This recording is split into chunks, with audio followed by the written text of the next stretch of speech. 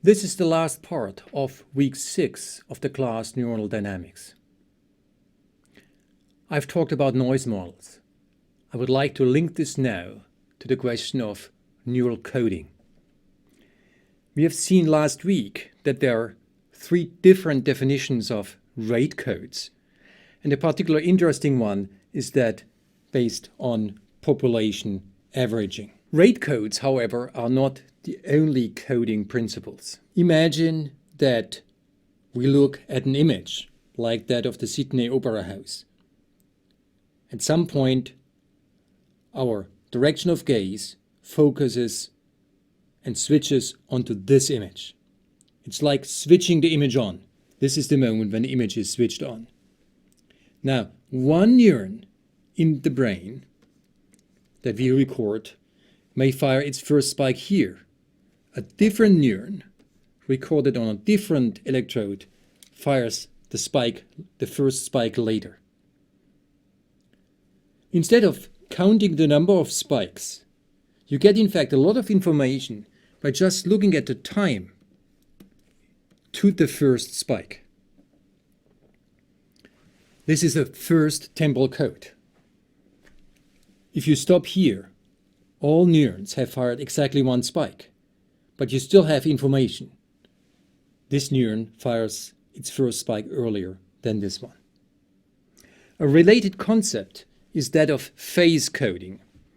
In fact, in some areas of the brain, there's always some ongoing oscillation, which you would see in the EEG, in global measurements of brain activity. Now, again, 2 different neurons. Say the first neuron fires several spikes. If you look, the spike occurs always just before the maximum of the ongoing oscillation. Another neuron may fire here and again here, close to the minimum. So instead of timing with respect to the onset, we have here timing with respect to the ongoing oscillation. This is called a phase code, the phase of the spike with respect to the underlying oscillation. Now let's look at these oscillatory situations. Suppose I give an oscillatory input plus some noise to my neuron, say an integrated fire model, leaky integrated fire model with a threshold. Then we know there's a mean trajectory and the actual trajectory is close to the mean. Now in the presence of the threshold, it could be that the actual trajectory hits the threshold and then we have a spike. Now obviously it's more likely to hit the threshold when the reference trajectory is further up, and it's very unlikely that you would see a spike here, because actual trajectories are expected to stay in the neighborhood of the reference trajectory. Now let's see what happens if we change the noise. So I plot here the noise level of my noisy input, while the periodic deterministic input current is always the same. If the noise level is big, then my trajectory fluctuates wildly up and down. So now, if the reference trajectory does this modulation, my threshold is up here, well, spikes can occur whenever. You don't see the underlying oscillation. So transmitting the deterministic periodic signal is not very efficient. For high noise level, the reliability of signal transmission is very low. Now let's look at low noise. A point here. The reference trajectory does the same kind of oscillation. The threshold is at the same value, but now the noise is small.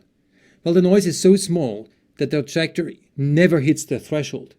So signal transmission is really bad.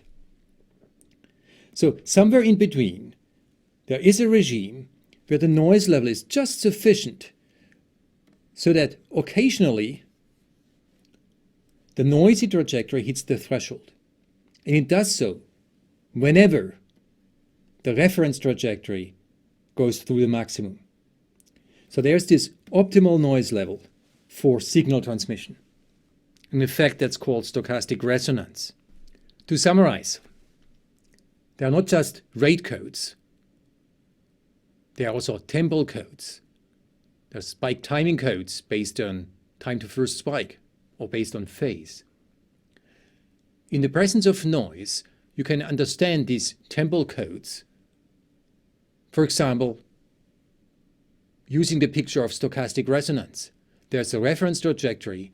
Whenever the reference trajectory is close to the threshold, then it's actually more likely that the real trajectory hits the threshold. Therefore, temporal information in the input can be reliably transmitted. Spike timing does contain information, despite the presence of noise.